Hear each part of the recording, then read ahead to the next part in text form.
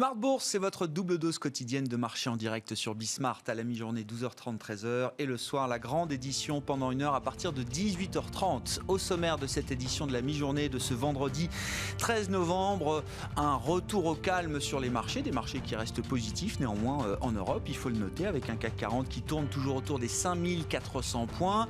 On consolide les très forts mouvements de rotation sectorielle qu'on a pu observer en début de semaine après la communication de Pfizer sur l'efficacité de son vaccin. On a vu hier des banquiers centraux qui préféraient tempérer un peu les ardeurs du marché, estimant, Jérôme Powell, Christine Lagarde ou d'autres qui sont réunis à l'occasion d'un forum organisé par la Banque Centrale Européenne. Ces banquiers centraux préfèrent attendre d'y voir un peu plus clair sur l'efficacité, la production, la diffusion de ce vaccin avant de l'intégrer à leur perspective économique. Et dans l'intervalle, il faudra bien sûr que les banques centrales continuent de soutenir les économies et les marchés. La promesse a été réitérée par Jérôme Powell ou encore Christine Lagarde. Et cette promesse sera sans doute concrétisée lors des réunions des banques centrales prévues au mois de décembre. La BCE réunit son conseil des gouverneurs le 10 décembre prochain. La réunion de la Fed suivra quelques jours après, les 15 et 16 décembre. Et les marchés attendent des actions de la part de ces deux grandes banques centrales. Les marchés positifs, donc, quelques résultats d'entreprise encore à signaler, notamment les chiffres publiés par Engie ce matin qui permettent au titre de réagir positivement. Engie qui fait partie des plus fortes hausses du CAC à la mi-journée. Vous aurez les infos clés dans un instant de cette séance avec Nicolas Pagnès depuis la salle de marché de Bourse Direct. Et comme chaque vendredi à la mi-journée, le thème général de l'émission tourne autour de vos finances, les finances personnelles.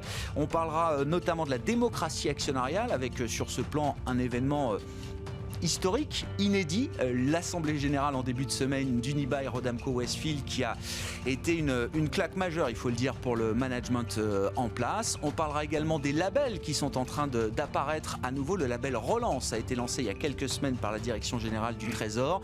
On en parlera avec le président de la F2IC qui sera avec nous en plateau. Et puis focus également sur les ETF et les particuliers, les trackers qui prennent de plus en plus de place dans la vie des marchés et de plus en plus de place également dans les portefeuilles des épargnants français. On en parlera avec un des spécialistes de l'Ixor qui sera avec nous en plateau également pendant cette demi-heure.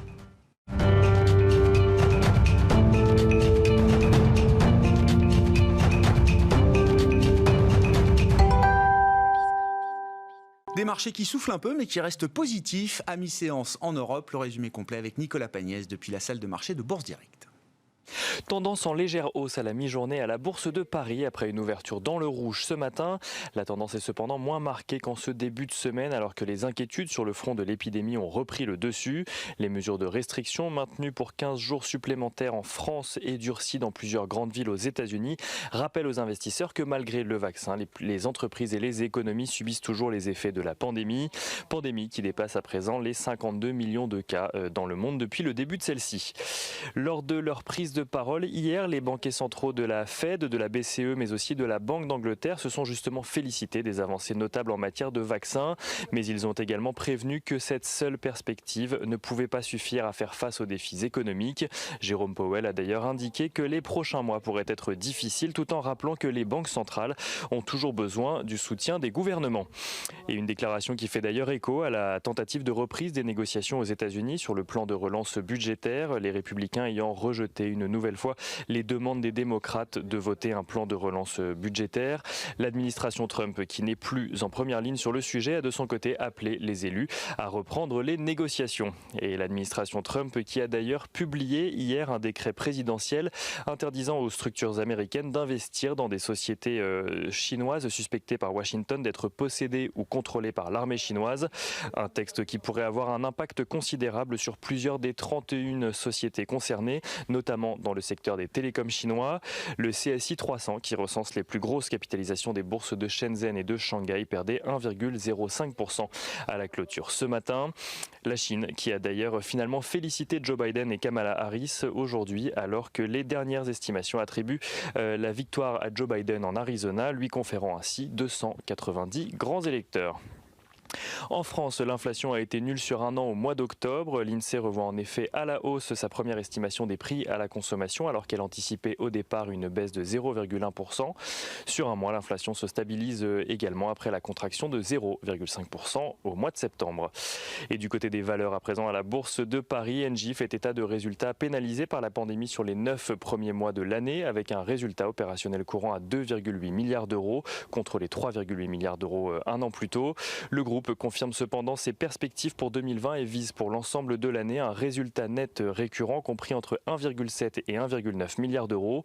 Engie qui a par ailleurs annoncé lancer une revue de sa participation dont GTT dont il détient 40,4% du capital en vue de céder donc cette participation. EDF publie de son côté un chiffre d'affaires en repli de 4% sur les 9 premiers mois de l'année, un recul directement lié aux conséquences de la pandémie. L'énergéticien confirme cependant ses prévisions pour 2020 et à moyen terme. M6 voit de son côté Barclays passer de sous-pondéré à surpondéré sur le titre. JP Morgan relève de son côté sa recommandation sur Airbus et passe de sous-pondéré à neutre avec un objectif de cours qui passe de 46,5 € à 75 €. Sur le front des matières premières à présent, le pétrole s'apprécie ce matin à 43 $ le baril de Brent. L'once d'or se négocie elle à la mi-journée aux alentours des 1880 $ et sur le marché d'échange, l'euro-dollar lui est juste au-dessus des 1,18 $ pour 1 euro. Nicolas Pagnès avec nous en fil rouge tout au long de la journée sur Bismart depuis la salle de marché de Bourse Direct.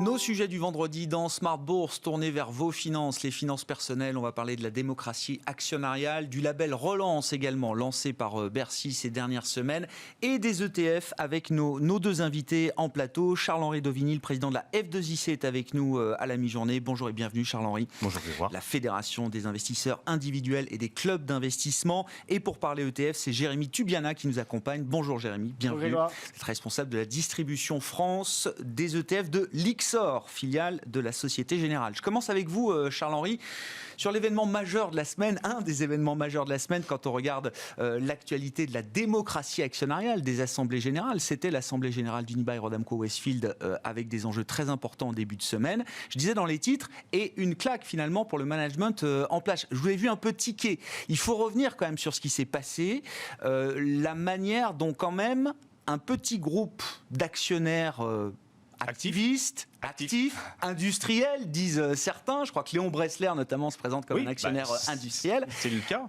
A permis de renverser quand même le projet qui a été présenté par le management à l'ensemble des actionnaires. Ah non, mais on ne peut que s'en féliciter, quoi. Je veux dire qu'à un moment ou à un autre, je ne peux que me féliciter, non pas du résultat, parce que je ne connais pas le sujet, je ne suis pas actionnaire d'Unibail, je n'ai pas regardé. La FDC n'a pas pris parti je ne prends pas pour un plan ou un autre. Ah non, nous on ne prend pas parti là-dessus, c'est le rôle des actionnaires. Nous, ce qu'on dit à la fédération, c'est voter. Donc là, la démocratie a fonctionné. C'est-à-dire que les actionnaires, je pense que c'est plus des 2/3 des actionnaires qui se sont exprimés. Ouais. Donc ça montre quand même un intérêt fort sur le sujet. Il y avait un vrai enjeu pour l'ensemble de l'entreprise.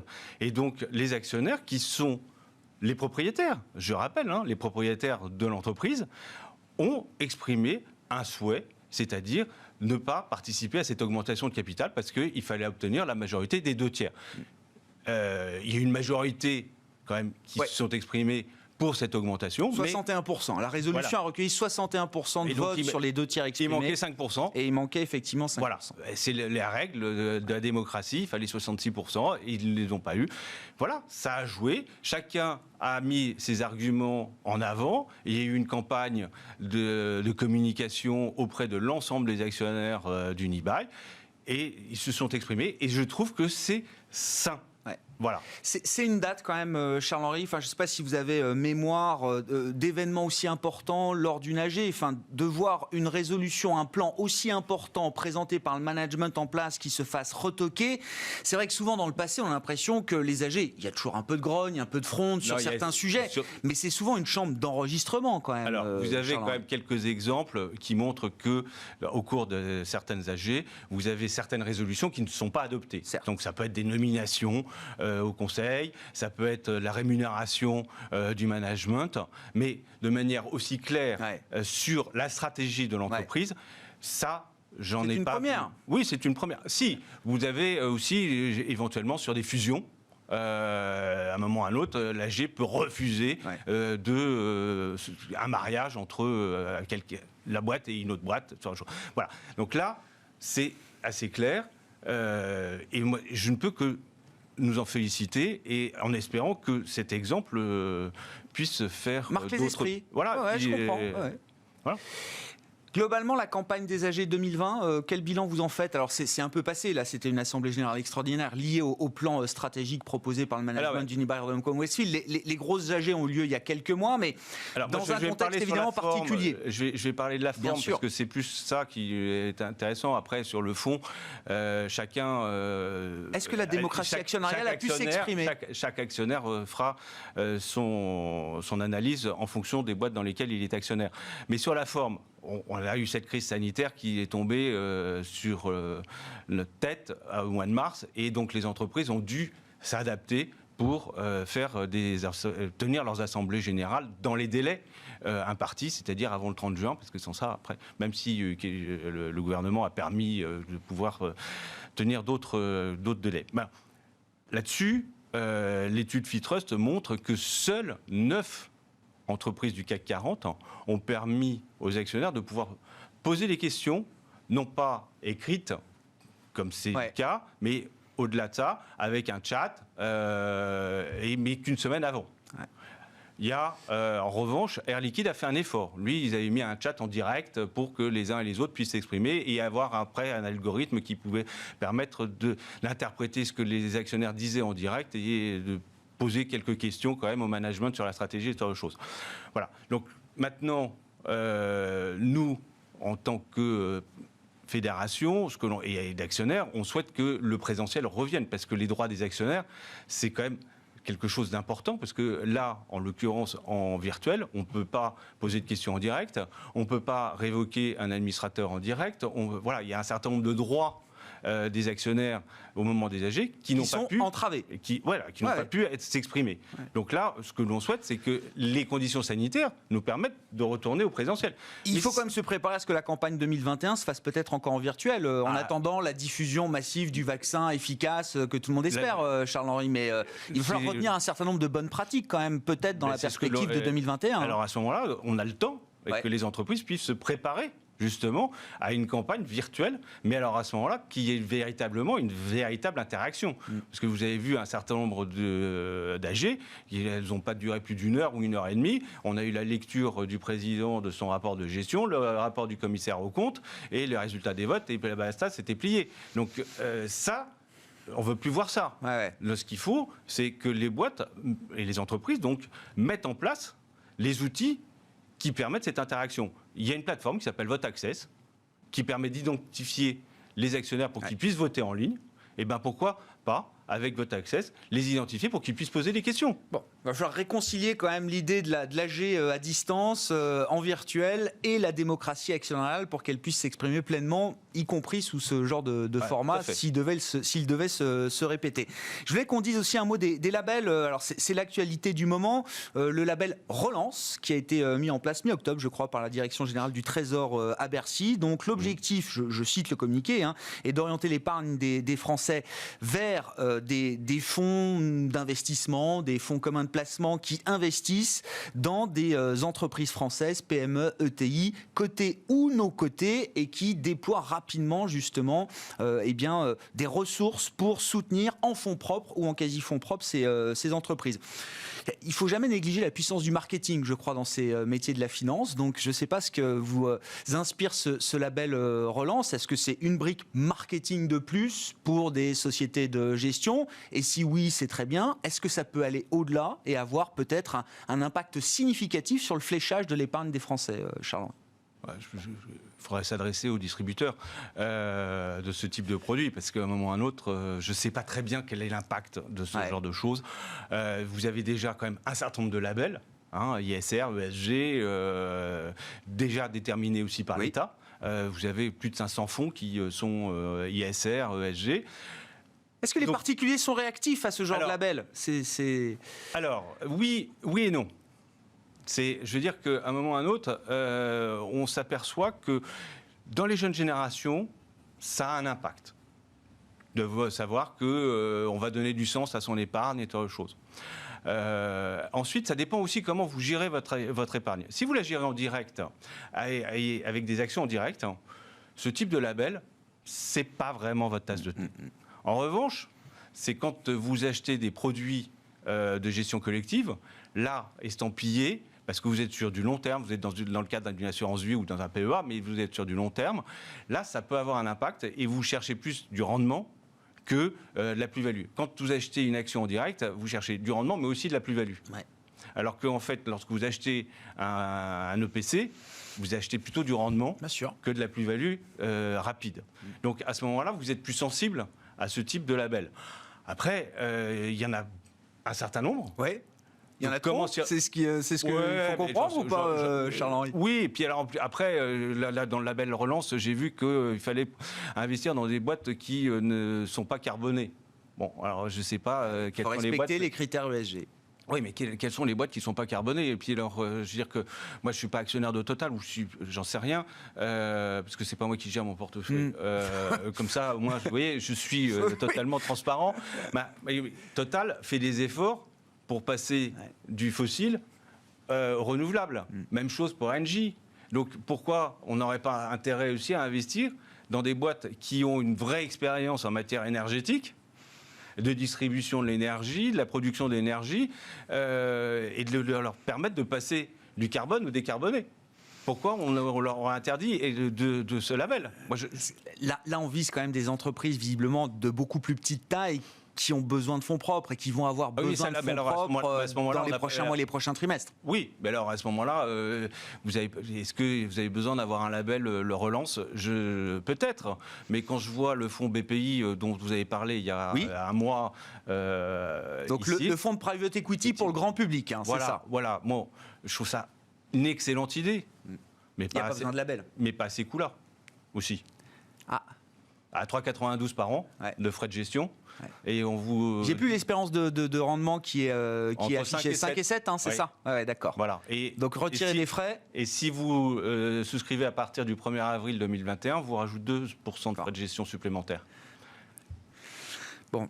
Voilà. Faut qu'il y ait des incitations un peu plus fortes, c'est ce que vous dites. Non, mais je veux dire qu'il y a d'autres fonds que celui de la BPI pour investir dans des entreprises de croissance. Je veux dire qu'il y a plein de fonds de private equity qui sont ouverts aux particuliers à des coûts un peu moindres. Mais c'est vrai que le private equity a des coûts plus élevé que la gestion active et puis les sur du produit coté. Les particuliers ne sont pas forcément très familiers en France avec beaucoup plus cher que les ETF. On va en parler dans un instant. Merci Charles-Henri. Charles-Henri Dovigny, son regard sur l'actualité du moment, la démocratie actionnariale, la question des labels, avec le président de la F2IC en plateau avec nous dans Smart Bourse, l'édition de la mi-journée sur Bismart.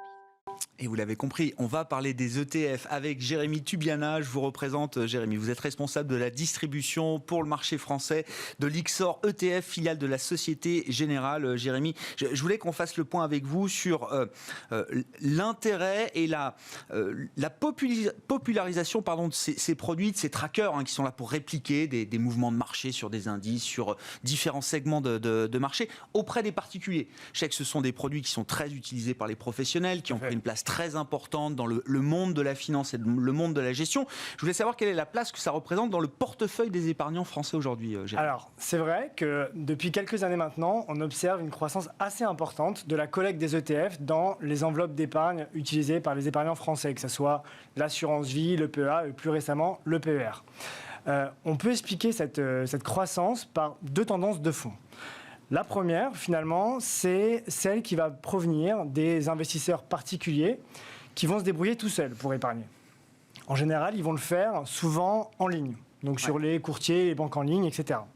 Et à côté, la deuxième tendance, c'est plus généralement les épargnants français qui sont conseillés par des conseillers en gestion de patrimoine indépendants. Et donc, dans ces deux cas, on observe clairement une croissance de la collecte des ETF. Alors pourquoi ? C'est peut-être ça la grande question que tout le monde se pose. Pourquoi les ETF ont tant de succès aujourd'hui ? Donc sur le premier sujet, l'intérêt des investisseurs particuliers qui regardent tout seuls leur épargne, qui veulent piloter eux-mêmes leur épargne. Qu'est-ce qui se passe ? En fait, il y a un sujet qui revient depuis quelques années, c'est la baisse de rendement du fonds euro ou des livrets d'épargne. Et donc, il y a cette prise de conscience qu'en laissant mon cash, mon argent investi sur mon compte courant, donc en l'occurrence, il n'est pas investi, ou sur un livret A ou sur du fonds euro, préparer ma retraite dans ces conditions, ce n'est pas idéal. Donc peut-être qu'un des moyens, c'est d'investir sur les marchés financiers. Et là où c'est très intéressant, et on l'a surtout vu cette année, c'est qu'il y a cette prise de conscience que l'investissement sur les marchés financiers, ce n'est plus perçu comme un investissement à court terme. Comme dans l'immobilier, j'investis sur du long terme. Je ne m'attends pas, quand j'achète un appartement, à le revendre le lendemain et à faire une plus-value. C'est du long terme. L'investissement financier, c'est la même chose. Le particulier qui pilote lui-même son épargne et qui aujourd'hui choisit d'investir dans des ETF, vous dites, il le fait avec des horizons de temps qui sont des horizons longs et il le fait pour des questions stratégiques. Exactement. Il ne vient pas faire un coup de bourse. Il ne fait plus de coups de bourse. On a vraiment cette conviction-là et on a ce sentiment-là. Et on a énormément d'investisseurs particuliers qui nous ont contactés pendant la crise pour investir sur le long terme. On voyait la bourse, le CAC 40 baisser de 30%. Et les messages, c'était « Bonjour, je vais investir sur 5-10 ans. Quel est l'ETF sur lequel je pourrais investir ?» Et en fait, finalement, ils choisissent les ETF parce que c'est hyper simple à comprendre. Ça réplique, comme vous l'avez dit, la performance d'un indice boursier à la hausse comme à la baisse. Je peux investir sur ce qui me parle, le CAC 40, le marché américain, l'ESG. Et donc, c'est hyper transparent. Et surtout, ça a des faibles frais. Donc, au même titre que je regarde les taux d'intérêt... Gros avantage par rapport à les fonds de gestion actifs. Exactement. Donc, les frais d'entrée sont plus élevés que sur les... Sur les ETF ? Ouais. Ah non, pas du tout. Ah, débat. Non, on paye des frais de courtage, les mêmes frais qu'on paye comme quand on investit sur une action, en fait. Donc, il n'y a pas de frais supplémentaires. Je sais pas, j'ai essayé de regarder un ETF qui m'intéressait hier. Alors, vous avez sans doute vu le prospectus, mais en fait, c'est le marché primaire. C'est un marché qui ne vous concerne pas. C'est un marché, tout ce qui se passe en bourse, il n'y a pas de frais d'entrée, hormis les commissions de courtage qu'on va payer quand on passe un ordre sur une action, par exemple. Donc, il n'y a pas de débat pour vous, vous dites, Jérémy, sur la question des frais. Alors, allez-y, mais tant mieux. J'apprends quelque chose, parce que moi, j'avoue que j'ai jamais investi dans les trackers. Donc, mais je trouve que et c'est ce que nous on conseille quand quelqu'un nous téléphone à la fédération et nous dit qu'est-ce que je pourrais faire et autre chose, un des conseils, c'est de dire regardez déjà ce que vous pouvez faire avec des trackers, parce que c'est un bon moyen de commencer à rentrer en bourse. Et alors, non, mais juste, parce que c'est pas lui qui le distribue, mais c'est BNP Paribas. Oui, allez-y, finissez vite, Charles-Henri. Un ETF sur le Blue Ocean, et ça, je trouve que c'est un truc impact. Juste, moi, ce qui m'intéresse, Jérémy, c'est quel type d'ETF est-ce qu'on retrouve en masse aujourd'hui, justement, chez ces particuliers ? Parce qu'il y a des ETF plus compliqués que d'autres. On ne va pas rentrer dans les catégories de produits, mais il y a des produits très simples, il y a des produits plus complexes aussi dans les ETF. Qu'est-ce qu'on retrouve comme type de produit, justement, chez l'épargnant français aujourd'hui ? En fait, comme on s'aperçoit qu'il y a justement ces nouveaux investisseurs qui vont utiliser des ETF, ils vont vraiment utiliser des expositions simples, du CAC 40, du MSCI World, qui est les actions mondiales sans les pays développés, le S&P 500, le Nasdaq, et de plus en plus, effectivement, des investissements ESG. Donc ça, c'est vraiment pour les nouveaux investisseurs qui s'intéressent aux ETF. Et à côté, mais on observe la même tendance en termes d'intérêt de collecte, c'est les épargnants historiques qui investissent sur des fonds actifs et qui sont justement déçus des performances. Ils sont déçus des performances des fonds sur lesquels ils sont investis, et donc ils vont privilégier de plus en plus les ETF. Et donc ça, c'est vraiment une tendance de fond que l'on observe de la part des investisseurs particuliers qui vont rechercher dans les ETF une solution vraiment simple, transparente et à frais réduits pour investir sur les marchés financiers. Quand on passe à travers la gestion conseillée, effectivement, à travers le réseau des CGP, notamment, dont vous vous occupez, Jérémy, quelles sont les évolutions de ce point de vue-là ? Est-ce que les CGP ont de plus en plus tendance à proposer ce genre de produit à leurs clients ? Est-ce que ce sont les clients avant tout qui trouvent de l'intérêt et qui demandent à leur CGP d'intégrer ces produits dans leurs allocations ? Alors là, ce qu'on remarque aussi, évidemment, les CGP sont également touchés par la baisse du rendement du fonds euro. Donc il faut trouver des solutions. Une des solutions, ce sont les ETF. Et on le voit notamment dans la croissance des référencements des ETF dans les contrats d'assurance vie distribués par des CGP. Le référencement est assez exponentiel aujourd'hui. Il y a de plus en plus de plateformes qui référencent des ETF et c'est justement un point important pour eux de le mettre en avant. Vous, conseillers financiers, vous allez pouvoir trouver des ETF dans votre univers. Donc déjà, les ETF sont une bonne solution pour vendre des unités de compte à leurs clients. C'est vraiment simple, c'est transparent et c'est pas cher. Le deuxième point, c'est qu'effectivement, il y a le sujet de la réglementation. PRIIPs, MiFID, NEDA, un sujet qui pousse à la transparence des frais. Et donc, finalement, les conseillers sont de plus en plus challengés sur la performance de leur portefeuille. Et un des sujets, c'est finalement de arbitrer les fonds qui ne performent pas vers des ETF ou alors utiliser les ETF comme outil de diversification. C'est vrai qu'en France, on a des super boîtes de gestion qui ont plutôt des billets européens. C'est difficile d'aller chercher des marchés américains, mondiaux, du Nasdaq. Ouais. Je peux le faire en toute simplicité avec un ETF, surtout quand on sait qu'historiquement, les US surperforment l'Europe. Ça fait vachement de sens d'avoir des ETF. Au final, alors évidemment, votre paroisse, c'est celle des ETF. Et donc, vous espérez que le marché des ETF grossira le plus fortement possible. Mais vous dites, stratégiquement, il n'y a pas forcément d'opposition entre une brique de gestion active et une brique de gestion passive dans son allocation. Alors justement, nous, on dit que le bon portefeuille, c'est un portefeuille qui mixe les deux. Alors évidemment, tant mieux si on privilégie que les ETF. J'en serais ravi. On peut avoir un portefeuille 100% investi en ETF. Il y a d'ailleurs des fintechs qui ont lancé des gestions pilotées pour ceux qui veulent être accompagnés sur des portefeuilles en respectant les profils de risque 100% ETF. Mais en fait, on remarque, on fait une étude chez Lyxor qui permet d'aider les investisseurs à savoir s'il faut choisir un fonds actif ou un fonds passif, un ETF, sur une classe d'actifs donnée. Et la conclusion assez simple, c'est que sur les marchés assez efficients, comme les US, avoir un ETF, ça fait vachement de sens. Ouais. Sur les marchés plus inefficients, les small, les mid-cap, avoir un fonds actif, ça peut faire la différence. Ouais. Et donc là, on se rend compte qu'il y a un vrai sujet. Comme on a des ETF qui se développent, qui sont de plus en plus innovants, vous parliez des ETF un peu plus techniques, c'est pas forcément technique, c'est plus innovant. Donc au-delà des ETF classiques sur le CAC 40, sur le S&P 500, le Nasdaq, on va retrouver des ETF qui vont permettre de lutter contre le réchauffement climatique. Donc on a lancé chez Lyxor récemment des ETF qui vont respecter les accords de Paris. Donc on l'a vu, ça va être un vrai sujet avec l'élection de Biden. On a des ETF sur l'égalité homme-femme. On a des ETF sur les méga-trends. On n'aura pas le temps de faire le débat, mais la gestion passive et l'investissement socialement responsable, qui est intrinsèquement quand même une gestion de conviction, vous dites, on arrive quand même à réconcilier les deux. C'est ça la force en fait de l'ETF, c'est qu'on peut, dans la construction de l'ETF, intégrer une brique intellectuelle, active peut-être un petit peu, pour donner, dans le choix de sélection des valeurs, une approche active. Après, on parle de gestion passive, parce que l'ETF va répliquer l'indice. Mais sur les ETF, par exemple, qu'on a lancés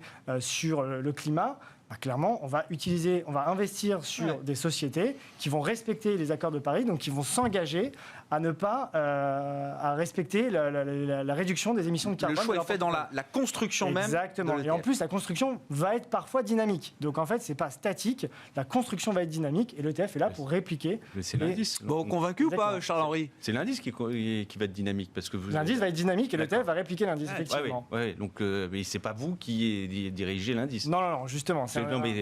Moi, je suis tout à fait convaincu. Mais juste pour l'actionnaire ou l'investisseur individuel, ce qui est génial avec les trackers, c'est que vous pouvez mettre des actions américaines dans votre PEA. Ah oui. Effectivement, je crois que je l'ai convaincu et je veux le voir après. Je vous laisse finir votre discussion, messieurs. Merci beaucoup d'avoir été avec nous en plateau à la mi-journée dans Smart Bourse. Jérémy Tubiana, le responsable de la distribution de Lyxor ETF sur le marché français notamment, et Charles-Henri Dovigny, le président de la F2IC, la Fédération des investisseurs individuels et des clubs d'investissement, étaient nos invités. On se retrouve ce soir en direct à 18h30 sur Bismart.